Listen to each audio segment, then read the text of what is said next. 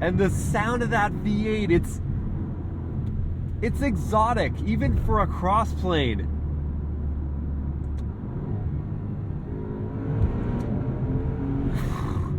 Hey crew, I've got the key to that 23 Maserati Ghibli Trofeo.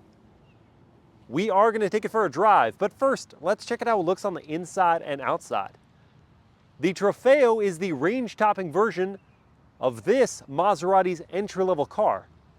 Up here at the front, we find the Maserati Trident amidst a black gloss grille, and that's above a carbon fiber front splitter that's standard on Trofeo. We have functional air inlets at the side with more carbon fiber detailing. Above those, we find LED DRLs and turn signals with projector LED headlights. This paint job is called Rosso Magma, and it's a gorgeous color, especially when that sun hits it with that faint metallic flake. Maserati logo there. We've got these water droplets sitting daintily after a rain spell we just had. At the side, the Trofeo gets standard 21-inch wheels wrapped in Pirelli P0 tires, 245 section front and 285 at the rear. Within those wheels are 15-inch diameter front discs clamped on by these yellow painted calipers as an option. Here we find the 3 ports with Trofeo above that, body color door mirror caps, black gloss for the window trim, and the tricolors of the Italian flag on the pillar. Stepping back to look at the profile, it is a striking silhouette on those 21s. I love how much the rear haunch comes up with another Trident on the C-pillar. At the back are LED taillights and turn signals. There's a subtle lip spoiler baked into the trunk lid. And then down low is a quad exhaust system with black tips and a carbon fiber diffuser on Trofeo. There is something about the rear end that appears unfinished to me, at least relative to the fuller sized Quattroporte. But do you guys think the Ghibli Trofeo has enough Italian flair? Let me know in the comments, and let's check out the interior. Opening up and looking inside at this Black Pienofiore, apologize, I probably butchered that, leather interior with yellow contrast stitching, tridents on the headrest, quilted pattern on the seats, rear heated seats, and the leather feels about as good as the finest Italian handbag. The yellow contrast stitching on the doors creates a really cool effect, as does this gloss carbon fiber twill that's part of the interior carbon package. You get an upgraded Bowers & Wilkins sound system here as an option. One touch up down windows. Stepping in, do so carefully if you are taller. Here I am behind my own seat at 6 feet tall, and I have just a little bit of knee room. The seat back's all in leather. There's a map pocket that is going to wear out. Your foot pockets are pretty darn narrow, so you don't have a lot of thigh support. Headroom is quite good though. So my head back on the headrest is just grazing against the suede wrapped headliner. That's an option, so that gets the thumbs up from me. There are 2 air vents in the middle, and you've got controls for your rear sunshade for that back glass and your heated seats. You know you don't have, in a $143,000 car as tested, a third zone of climate and USB ports of any kind. In fact, the closest outlet to you in the back seats is a DC socket in the glove box. That is a major whiff. And the drive shaft hump is so big that I'm not even going to attempt to get into the middle seats. So maybe if you've got a kid in the middle seat, but mostly just 2 full-size adults, and that's it. Without a middle passenger, you've got an armrest that comes down with leather padding, a little bit of storage inside, and 2 cup holders. Let's check out the front. Now we don't actually need to hear the door close noise because the Ghibli has soft close for us. But you know what, for build quality's sake, why not? It sounds okay. Not amazing, but okay. Smart keyless entry for the front 2 doors. And these front seats add Trofeo to the headrests. Power operated sunroof for us, heating and ventilation with memory for the front seats, power adjustments including lumbar, Maserati with a carbon fiber tread plate here, aluminum accented foot pedals, leather all over the dashboard, bit of storage right here. And if you want to open the trunk lid, reach up here and press on that button. Inside, we find a generous 18 cubic feet of space, Doesn't lead the class, but just trails behind the 5 Series. And if we want more space, you can fold down the rear seat 60/40 with tabs inside the cabin. There's no power close or lock feature on the trunk lid, just a handle to pull. Don't mind that noise, that's just my license plate cover. The front doors have the same materials as the back, including some injection molding down low. We add power adjusting and power folding door mirrors. And if these window switches look familiar, it's because they're pulled from much cheaper Stellantis products. Stepping in, allowing the front doors to soft close themselves. We'll put the vehicle in accessory mode with 2 taps of the start-stop button off to the left. That turns on our digital TFT display that's reconfigurable and sandwiched between an analog speedo and tachometer. Up on the dashboard, more yellow contrast stitching, and that sumptuous leather, even wrapping around an analog clock right in the center. And that's above your 10.1-inch touchscreen running the Google operating system. It is quick responding, the graphics are sharp, and it has wireless Apple CarPlay and Android Auto. Beneath the screen are some climate settings. Press in here to find 2 USB ports, 1A, 1C, and a wireless smartphone charging slot. 2 cup holders are here amidst all of this gorgeous carbon fiber twill. Some storage is found underneath. We've got leather wrapping for your gear selector, your drive mode settings, physical volume knob, and a dial to control the infotainment if you don't want to touch the screen. Under the leather wrapped console is quite a bit of storage with a way to flow some of your AC in to cool your drinks, DC outlet. The steering wheel is leather wrapped, very attractive, feels great in the hands. And we've got these massive carbon fiber paddles that are so tactile. Visibility is good. The rear cowl does rise up a bit. Thankfully, you've got standard blind spot monitoring with rear cross traffic. The cabin is comely, the leather is creamy, the carbon fiber is cool. The technology is, can't think of another C word, it's solid. The only downsides to the Ghibli cabin appear to be the rear passenger accommodations. And now it's time to take the Trofeo for a drive.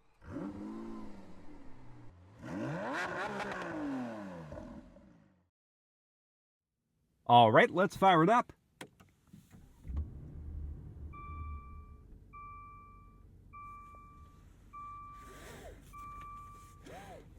The dials turn over, the engine turns on, and we are live. Our drive mode is selected here, just to the left of the gear selector, and if you don't hit anything, then you're normal. If you hit this button here, then you're in increased control and efficiency, or ICE. You hit this button once for sport, and then you hold it for Corsa. We're not going to start out in Corsa. We're going to ease into things. So I'll just hit this button once more, twice more, to take us back to normal. Then I press forward on the gear selector while holding in the trigger on the back. To go into reverse, that brings up a bird's eye view off to the left and a couple different backup angle views, both in good resolution, nothing to write home about. I really like the very wide angle view. Wide angle front and rear. We'll go back to this one and pull on out of here.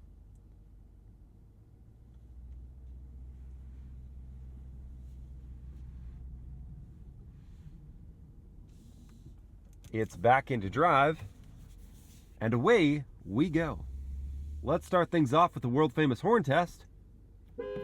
Oh, it's conventional.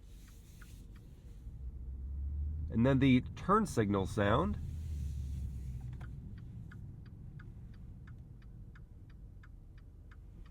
Unobtrusive.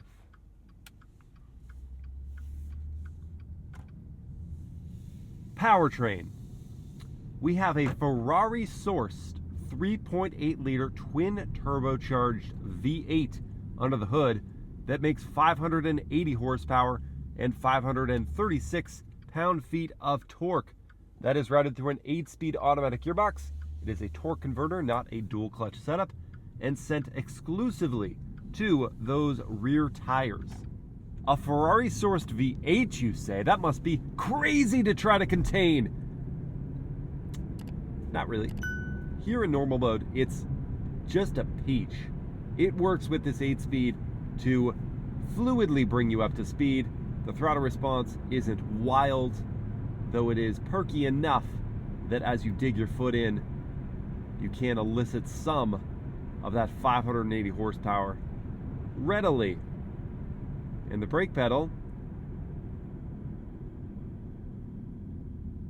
It's also fairly snappy, kind of like the throttle, but you can adapt to it and coast on down to a stop.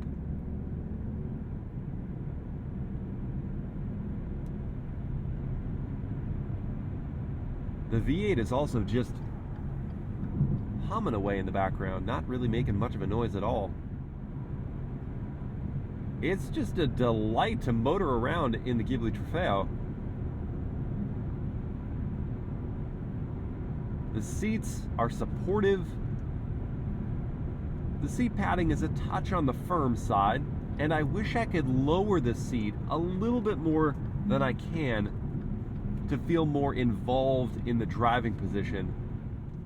And now we need to try out the turning radius. Fully cranked. You can faintly hear and feel the rubber scraping away within the wheel arches. And the turnaround was acceptable, not amazing.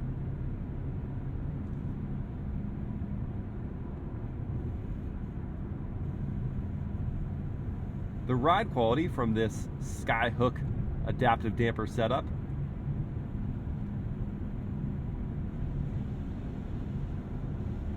never attempts to really disguise the surface conditions. You feel the ripples in the road, the changes in the surface, the bumps, but it does dampen those conditions such that you aren't ever really disturbed. You're just aware. And I prefer that from a sports sedan. I want to know what I'm doing. I want to feel the road. I just don't want to be bothered by it.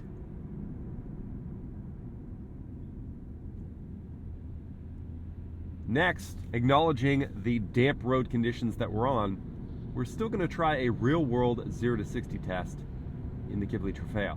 For that, I've got my race box set up here, and then from within the Corsa drive mode, I hold my foot on the brake, pull the left paddle once to enter launch control, pull it again to confirm, then keeping my foot pinned on the brake, I pin the accelerator and then let go of the brake. Here goes. Oh, no grip, no grip.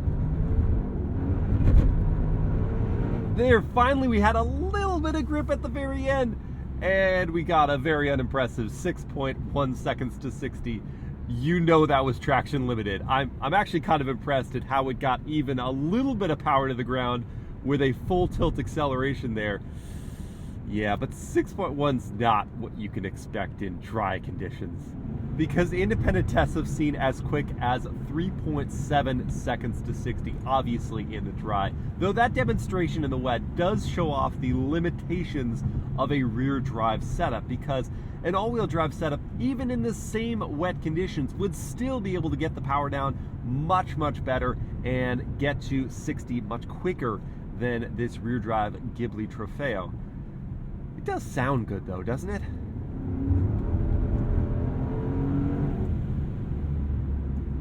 It's not so loud as much as savory in the note. And with a little momentum to help with regards to traction, my goodness, the Ghibli Trofeo is quick. No. Quick is not the right word. This is fast. This is actually fast. And let's try manual mode now so I can operate these massive carbon fiber paddles, which are so lovely to shift. Still struggling with grip. But holy cow! The shifts themselves are prompt enough. They're not lightning fast. But the acceleration is. And the sound of that V8, it's exotic, even for a crossplane.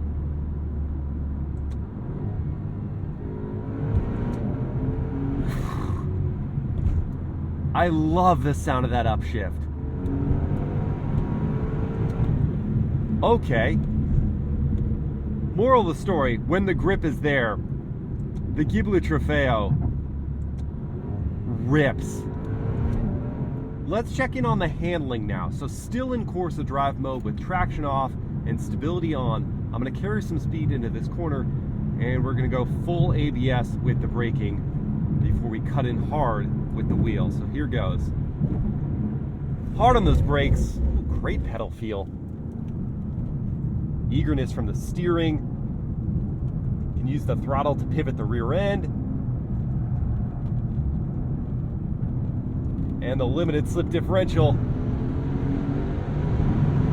to get the power down. Oh, I quite enjoyed that. The feedback through the wheel was generous. The chassis was playful and composed. The braking was strong even in the wet. And the rear end could put the power down coming out of that corner. Okay, let's go into increased control and efficiency now. And try out the adaptive cruise control with steering assist system. And it's not really intended to be a hands-free system, but I just want to see if it'll maintain the center of the lane.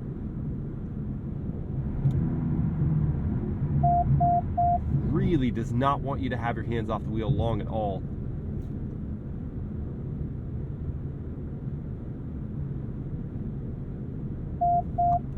But it does maintain the center, and let's try it on this curve here.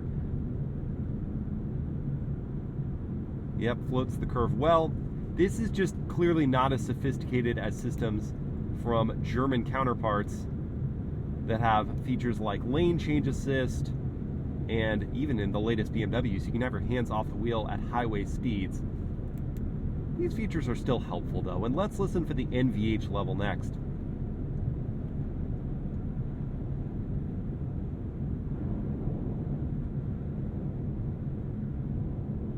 Pleasantly mellow. The Ghibli is insulated well from road noise, wind noise, tire noise. Much like the suspension, you can tell they're there, but they're not obtrusive,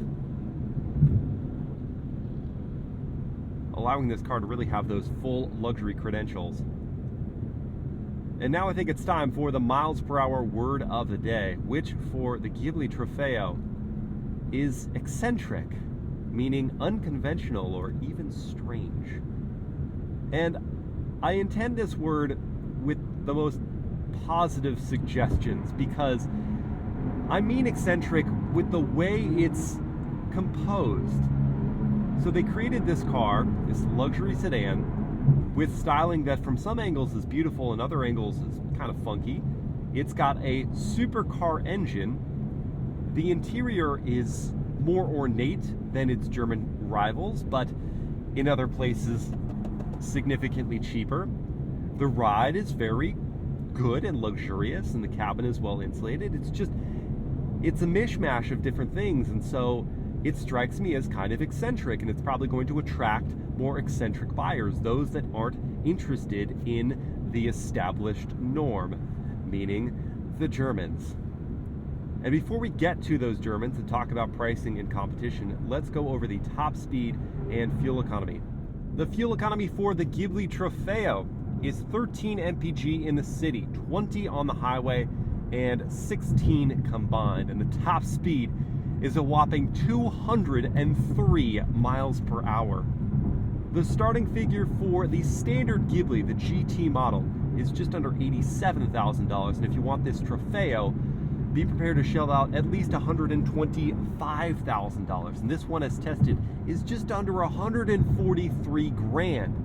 Now, there are actually quite a few different vehicles that the Ghibli Trofeo could be cross-shopped against. And in fact, because of the size being kind of in between a 3 Series and 5 Series, you could conceivably include the M3 or the Mercedes-AMG C63 in this conversation, but because of the price point, because it starts at $125,000, I'm going to bump it up to the next tier of competitors. Vehicles like the BMW M5 Competition that starts at just under $118,000. It makes 617 horsepower, gets to 60 in 2.8 seconds, has a top speed that's limited to 161 miles per hour, and has fuel economy of 17 combined. There's another German, the Mercedes-AMG E63S, that starts around $113,000, makes 603 horsepower, gets to 60 in 3.0 seconds, has a top speed of 186 miles per hour, and somehow gets fuel economy of 18 combined. Then if you want to think outside the German establishment, we've got my own Cadillac CT5V Blackwing, which starts around $93,000. It does make 668 horsepower, gets to 60 in around 3.5 seconds, has fuel economy of just 15 combined, and the top speed is a whopping 205 miles per hour. So, I mean, obviously you guys know where I landed with this question. I went with the Blackwing for the manual gearbox, the rear drive, the ride quality, and the price point. But if we're to pull that one out, I came into the Ghibli Trofeo thinking I had this car figured out, and it just wasn't going to be the right answer. The price point was too high, and on paper it just couldn't match up with those two German sedans. But after driving it for a while, I have really been allured by its charms, and I do think that for the right buyer, if they have the money, if they're not so concerned with just 0 to 60 acceleration or getting the power down in all the right conditions that an all-wheel drive vehicle could, or you're not having as much space as those two Germans in the rear, this could be the right answer. I hope you guys enjoyed this POV drive review. I want to hear from you. Which would you choose? Would you go Ghibli Trofeo? Would you go M5 Competition? Would you go E63S? Would you go CT5V Blackwing? Let me know in the comments. And if you like this video, please like, comment, and share it. Subscribe to the channel. Hit that bell to get notified. And I'll see you next time.